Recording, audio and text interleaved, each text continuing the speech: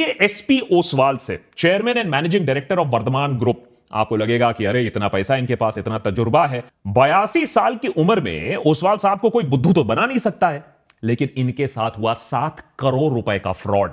जब एक गैंग ने इनके ऊपर एक फेक केस किया, एक फेक वर्चुअल कोर्ट रूम में fake chief justice of India DY Chandrachud के साथ केस की सुनवाई कराई, फेक डॉक्यूमेंट्स क्रिएट करवाए और ओसवाल को 2 दिन तक डिजिटल अरेस्ट में रखा।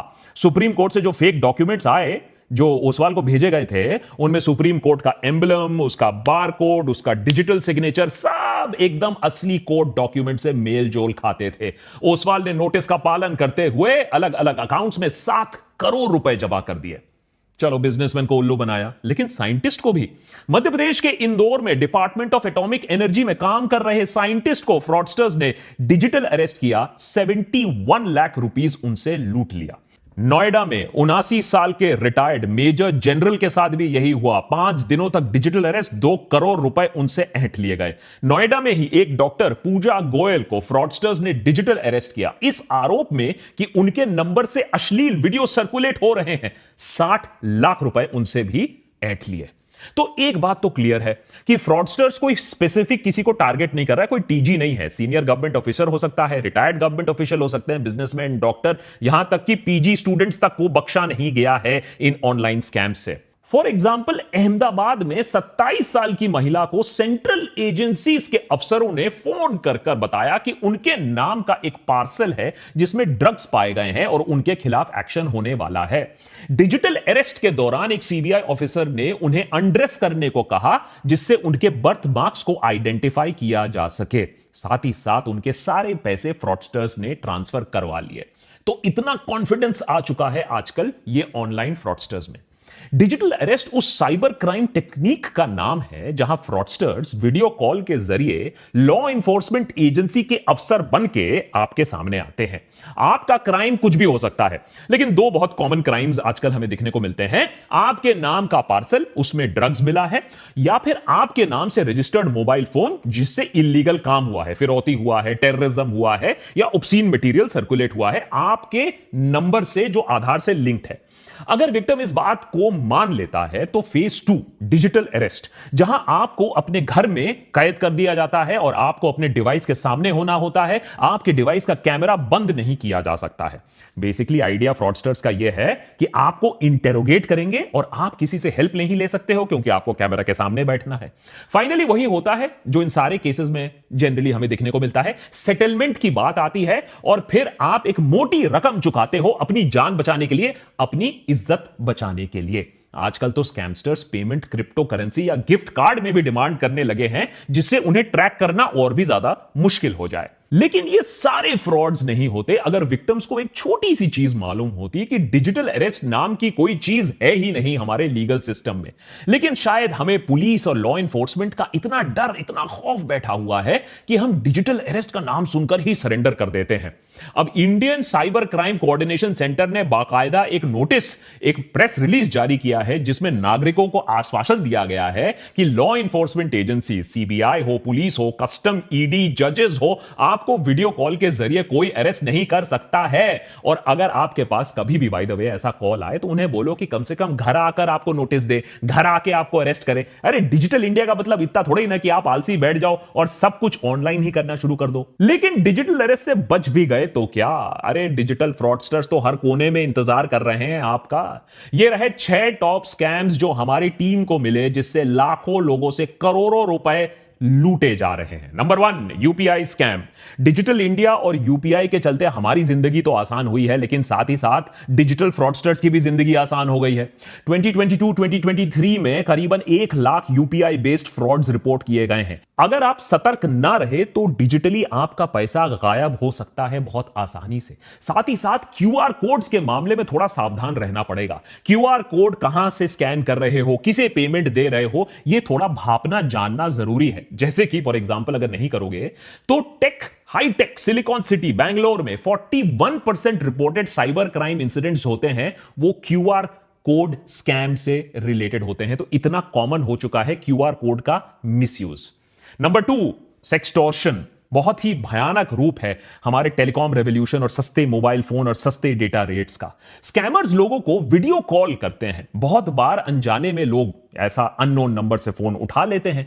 दूसरे एंड में एक महिला अश्लील हरकतें करते पाई जाती हैं। जब तक आपको समझ में आता है कि यह मामला कुछ गड़बड़ है, तब तक आपकी वीडियो बन चुकी होती है अश्लील हरकतें करते हुए। उसके बाद हमारी सदैव तत्पर पुलिस से आपको एक फोन आता है कि आपके खिलाफ ऑब्स्सेनिटी का केस दर्ज हो गया है और आपको अरेस्ट किया जा सकता है। सबूत के दौर पर आपका अश्लील वीडियो इस महिला के साथ आपके सामने पेश किया जाता है। इस समय इंसान ठंडे दिमाग से यह नहीं सोचता है कि हमारी पुलिस इतनी तत्पर कब से हो गई। अगर यह सच में ऐसा होता तो हमारा देश तो सेफेस्ट कंट्री फॉर वुमेन होता पूरी दुनिया में। फिलहाल इज्जत और नाक बचाने के लिए हम मामले को सेटल कर देते हैं पैसा देकर। आप भी खुश, स्कैमस्टर भी खुश। तीसरा बड़ा फ्रॉड, टेलीग्राम फ्रॉड। घर बैठे बैठे पैसा किसको कमाना नहीं अच्छा लगता? क्यों एडिटर है? आजकल एडिटर बोल रहा है कि अरे सीधा फाइल घर ही भेज दो, घर में बैठ के एडिट कर दूंगा, ऑफिस आने की क्या जरूरत है। लेकिन ऐसे स्कीम ना बहुत ही चौंका देने वाले हैं और ऐसे स्कीम जो ऑफर करते हैं वो फ्रॉड ही होते हैं। पहला होता है व्हाट्सएप पर आपको एक जॉब ऑफर आता है। उसके बाद टेलीग्राम ग्रुप में आपका नाम ऐड कर दिया जाता है, जहां आपको बिग बॉस की तरह अलग अलग टास्क दिए जाते हैं। जैसे सोशल मीडिया प्लेटफॉर्म्स पे जाओ, वीडियो को देखो, व्यूज बढ़ाओ, लाइक करो वीडियोस को। पहले आपको आपके काम के लिए छुट्टर पैसे, थोड़ा बहुत पैसे भी मिल जाएंगे, आपका ट्रस्ट बढ़ जाएगा। फिर किसी कारण हेतु जैसे कि ट्रेनिंग की है या फिर आपको ज्यादा बिजनेस मिलेगा, उस एक्सक्यूज पे आपको उल्टा पैसा जमा करना होता है। एक बार आपने मोटी रकम जमा की, बंदा गायब आपके पैसे के साथ। नंबर 4, एआई की दुनिया बहुत चकाचौंध है। मानवता एवोल्यूशन की अगली पायदान पर चढ़ रहा है एआई के साथ। क्रिमिनल्स ने बोला हम क्यों पीछे हट जाएं, तो उन्होंने भी एआई की मदद से लोगों को अब गधा बनाना और उनसे पैसा निकालना सीख लिया है। किसी के बेटे का एक्सीडेंट हो गया है, वो हॉस्पिटल से कॉल कर रहा है, पैसे की गुहार लगा रहा है, कैसे मना करोगे आप? किसी की बेटी को पुलिस ने होटल के रूम से नग्न अवस्था में अरेस्ट कर लिया है और अगर आपको बचाना है अपनी बेटी को तो सेटलमेंट के पैसे निकालो अभी के अभी। आपको उसकी आवाज तक सुनाई दे रही है फोन पर, पीछे मदद मांग रही है वो। अगर वो घर पर बैठकर टीवी ना देख रही होती तो आप बात मान भी लेते, आप पैसे दे भी देते। कुछ लोग बच गए, लेकिन लाखों लोगों, लाखों पेरेंट्स ने, लाखों रिश्तेदारों ने पैसा ऐसे निकाला है। और जो आवाज उन्होंने सुनी होती है, जिस पर विश्वास करके वो पैसे निकालते हैं, वो असली, ऑलमोस्ट असली ही आवाज होती है। सॉफ्टवेयर की मदद से, एआई की मदद से आप आज के डेट में किसी की आवाज को कॉपी कर सकते हो और फिर उस आर्टिफिशियल आवाज से कुछ भी बुलवा सकते हो। मिशन इंपॉसिबल में टॉम क्रूज ये सालों से करते आए हैं, लेकिन अब क्रिमिनल्स रियल लाइफ में ये कर रहे हैं एआई की मदद से और आपको लूट रहे हैं। Number 5, link based cheating. देखिए, हर स्कैम को एआई की जरूरत नहीं है, कटिंग एज टेक्नोलॉजी की जरूरत नहीं है। कभी कभी हमारी जो कमजोरी होती है, फ्रॉडस्टर्स के लिए सबसे बड़ा वरदान वही होता है, ह्यूमन वीकनेस। जैसे हमारा लालच। सबको चाहिए एक फ्री में प्राइज, और व्हाट्सएप पर जो कुछ आता है वो तो 100% ट्रू होता है। तो व्हाट्सएप पर आ गया एक लिंक, आपने उस लिंक को क्लिक कर लिया और लिंक में मिला आपको एक शानदार प्राइज। फ्री बस फ्री सुनकर आपकी तो लार टपक गई। अब ये फ्री प्राइस के लिए आपको थोड़े डिटेल्स भरने, आपका एड्रेस भरना है, आपका आईडी प्रूफ भरना है, और कभी कभी प्राइस इतना बड़ा हो सकता है कि उसके लिए आपको अपना सारा बैंक डिटेल भरना हो, थोड़ा टैक्स का पैसा देना हो, शिपिंग का फी भी भरना हो। ये सारा पैसा आपने दिया, प्राइस आपको कभी मिला नहीं और पैसा जो था वो भी निकल गया। और अगर ज्यादा अनलकी हुए तो बैंक का पासवर्ड भी दे दिया तो बैंक अकाउंट भी खाली। Number 6, OTP scam. सरकार ने स्कैम्स को रोकने के लिए और आपको बचाने के लिए 2FA बहुत जगह कंपलसरी कर दिया है। 2FA यानी 2 फैक्टर ऑथेंटिकेशन, यानी आपके फोन पर ओटीपी के बिना कुछ भी प्रोसेस नहीं होगा। अब फ्रॉडस्टर्स फिर से एक कदम आगे, ओटीपी के पीछे पड़ जाते हैं, उसे निकालकर आपके बैंक अकाउंट, डिजिटल वॉलेट्स और दूसरे सेंसिटिव इंफॉर्मेशन को एक्सेस करने की कोशिश करते हैं। इसीलिए वो आपको आपके फोन में बैंक अकाउंट रिप्रेजेंटेटिव बनकर आ जाते हैं, ई कॉमर्स साइट ऑपरेटर बनकर आ जाते हैं, अक्सर सरकारी अफसर बनकर आपको फोन कर देते हैं। अब आप ये नहीं सोचते हो कि सरकारी दफ्तर में अफसर ना मिला, लेकिन सरकारी अफसर आपको फोन पर आकर आपसे सारी इंफॉर्मेशन ले रहा है? आप भी दे देते हो, हां ठीक है सरकारी अफसर है, बिना सोचे समझे आपने ओटीपी दिया और आपके पैसों का हो गया स्वाहा। इन स्कैम से आपका कितना नुकसान हो सकता है, देश के नागरिकों का कितना नुकसान हो सकता है, आप सोच भी नहीं पाओगे।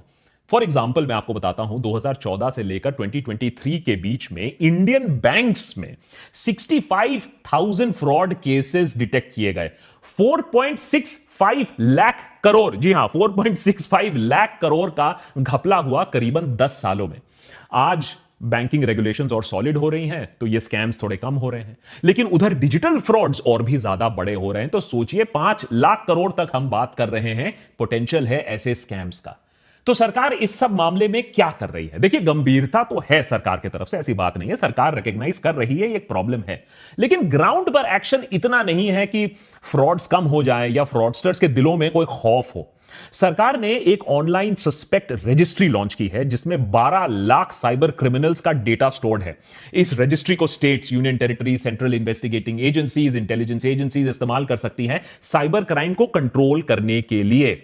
उधर national cyber crime reporting portal NCRP के जरिए साइबर क्राइम रिपोर्टिंग और रेजोल्यूशन को बेहतर बनाने की कोशिश की गई है। एनसीआरपी को अभी हर दिन 67,000 कॉल्स आती हैं साइबर क्राइम रिलेटेड क्वेश्चन से। तो सोचिए, लोगों में भी इतना डर है अभी कि इस हेल्पलाइन में लोग फोन करके पता लगा रहे हैं कि उनके साथ भी फ्रॉड हुआ है या नहीं। और Indian cyber crime coordination centre I4C ने अभी तक 2,800 करोड़ डिफ्रॉडेड मनी है, ये जो स्कैम्स का पैसा है, ये वापस दिया है करीबन 8.5 लाख विक्टिम्स को। तो कहीं ना कहीं एक शुरुआत की गई है, लेकिन इस शुरुआत से ज्यादा कुछ नहीं हो पाएगा जब तक ना आप इसमें साथ दोगे। कैसे? सबसे पहले तो आप एक काम करो, अगर आपके साथ कभी भी साइबर क्राइम हुआ है तो आप इमीडिएटली इसे रिपोर्ट करो। www.cybercrime.gov.in ये एक ऑफिशियल पोर्टल है जहां आप इसको रिपोर्ट कर सकते हो, सरकार आपकी मदद कर सकती है। आप 1930 पर फोन कर सकते हो, नेशनल साइबर क्राइम हेल्पलाइन है। लेकिन किंतु परंतु अगर आप चाहते हो कि बात रिपोर्टिंग तक ना आए, बात सरकार तक ना पहुंचे, फिर बात गुहार तक ना आए कि भैया आप बोलो कि मेरा पैसा किसी तरीके से लौटा दो, तो आपको ही चौकस रहना होगा। हाल ही में एक खबर वायरल होती है। मुंबई में एक ऑटो में एक पुलिस ऑफिसर घुस आता है सडनली और एक महिला से 50,000 रुपए की मांग करता है। महिला का गुनाह क्या है कि वो ऑटो में बैठकर वेप कर रही थी। देखिए, स्मोकिंग वेपिंग तो वैसे में अच्छी बात नहीं है, लेकिन सवाल यह है कि यह बिना यूनिफॉर्म का ऑफिसर कौन है, 50,000 का डिमांड क्यों कर रहा है? महिला ने सोचा कुछ तो गड़बड़ है, ये ऑफिसर नहीं है। उसने वीडियो बनाना शुरू कर दिया और वीडियो बनते देख पुलिस वाला वो भाग निकला। अब खबर यह आ रही है कि उस पुलिस वाले को अरेस्ट कर लिया गया है जो फेक ऑफिसर था। कहने का मतलब यह है कि आपको प्रोएक्टिव रहना होगा। ये डर के नहीं बैठो कि पुलिस का नाम जैसे ही सुना है रिटर जैसे, हां, डर के नहीं बैठना, आपको डरना नहीं है। 90% केसेस में साइबर फ्रॉड में पैसा वापस नहीं मिलता, याद रखिए। तो डर गए, जो डर गया वो मर गया। हां, अगर बैंकिंग चैनल से पैसा आपका निकलता है तो तुरंत बैंक को जाकर रिपोर्ट करो। अगर बैंक की नेग्लिजेंस की वजह से आपका अकाउंट कॉम्प्रोमाइज हुआ है तो बैंक आपको पूरा पैसा वापस देगी। लेकिन याद रखिए, अगर अनऑथराइज्ड ट्रांजैक्शन 7 दिन बीत चुके हैं और उसके बाद जाकर आपने रिपोर्ट किया तो बैंक की लायबिलिटी काफी कम हो जाती है। फिर बैंक की पॉलिसीज ही काम आएंगी, सरकार आपको वहां मदद नहीं करेगी। तो सबसे पहले तो चौकस रहना होगा ट्रांजैक्शन को लेकर, अगर आपके ऊपर कोई धमक रहा है उसको लेकर। Point number 2, prevention is the best cure. अरे सीधा सीधा प्रिवेंशन करो। Have an apple a day. किसी अननोन मैसेज को मत खोलो, अनसोलिसिटेड लिंक को क्लिक मत करो, अननोन वीडियो कॉल को मत उठाओ, और जो बैंक ट्रांजैक्शंस हैं उन्हें हमेशा डबल चेक करके अप्रूव करो। अगर कंप्यूटर पर एंटीवायरस नहीं है, चलो वहां भी पैसा बचाना चाहते हो कोई बात नहीं, कम से कम अपने बैंक स्टेटमेंट्स को रेगुलर स्कैन करो। हर ट्रांजैक्शन पर एसएमएस अलर्ट लगाओ और ओटीपी 2 फैक्टर ऑथेंटिकेशन के बिना कुछ भी काम नहीं करने का। जो बात व्हाट्सएप पर आपने आज तक नहीं सीखा, कम से कम वो रियल लाइफ में सीख लो कि कोई भी क्यूआर कोड जो आपको दिखता है उसे ब्लाइंडली ट्रस्ट नहीं करने का। कोई भी पेमेंट लिंक जो आपको दिखता है उसे ब्लाइंडली पे नहीं करने का।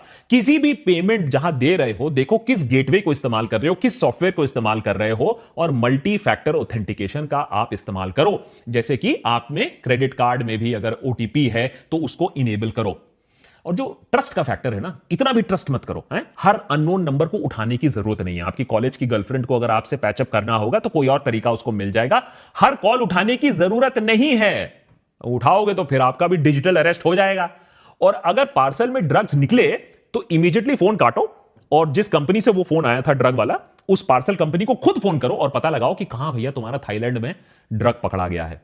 सरकार इतने सालों से हर चीज के लिए आधार मांगती आई है। बर्थ से लेकर डेथ सर्टिफिकेट के लिए, बैंक अकाउंट खोलने से टॉयलेट जाने के लिए आधार की जरूरत होती थी। लेकिन अब नया फॉर्मूला यह है कि आपको अपना आधार नहीं दिखाना है। जी हां, पहले दिखाना था, अब आपको नहीं दिखाना है, क्योंकि आपका आधार नंबर से ही आपके ऊपर फ्रॉड हो सकता है। तो जितना अपना डेटा प्रोटेक्ट कर सको उतना डेटा प्रोटेक्ट करके रखो।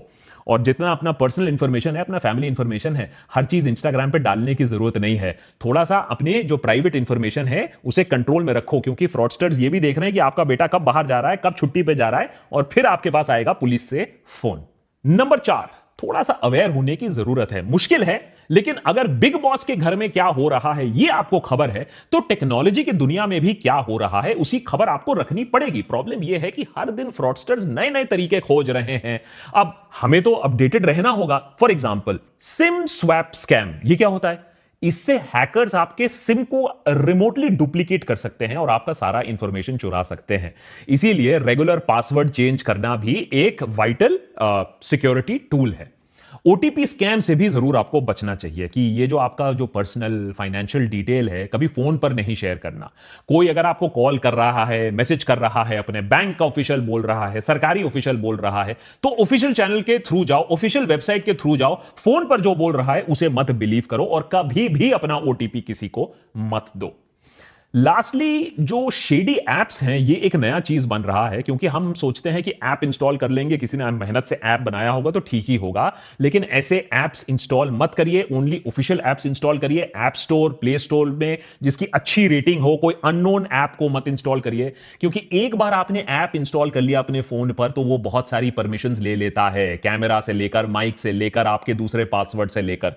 लेटेस्ट स्कैम अभी जो बैंगलोर से आ रहा है, एक महिला ये क्लेम कर रही है कि बैंगलोर में एयरपोर्ट में लाउंज एक्सेस के लिए ऐप डाउनलोड करने को बोला गया और उस ऐप से फोन पर पूरा कंट्रोल जमा लिया उस ऐप ने। तो ये आपको ही सुरक्षित अपने आप को रखना पड़ेगा। जैसे कि मैंने एपिसोड के शुरुआत में बताया, ये एपिसोड बिल्कुल कॉपीराइट फ्री है। आप इसे डाउनलोड करिए, आप इसे शेयर करिए, आप इसे रीअपलोड करिए, मुझे फर्क नहीं पड़ता है। लेकिन अपने फ्रेंड्स, अपने रिलेटिव्स को यह बात समझाइए कि यह देश का बिगेस्ट फ्रॉड है। 2G कोलगेट से आपका बैंक अकाउंट कम से कम नहीं जा रहा था, यह उससे भी बड़ा फ्रॉड है, जिससे आपका बैंक अकाउंट, आपकी इज्जत, आपकी रेप्यूटेशन और कुछ लोगों की जिंदगी तक जा चुकी है। So please be safe. और अगर ऐसे ही और भी एपिसोड्स आपको देखने हैं, as a matter of fact हमारे मेंबर्स ने ही बताया कि एक ऐसे एपिसोड की जरूरत है जहां लोगों को आगाह किया जाए, तो और ऐसी कौन कौन सी चीजें हैं जिनके बारे में लोगों को पता होना चाहिए, जो मेन स्ट्रीम मीडिया कवर नहीं कर रही है, हमें जरूर बताइए। देशभक्त पर हम उसे जरूर कवर करेंगे।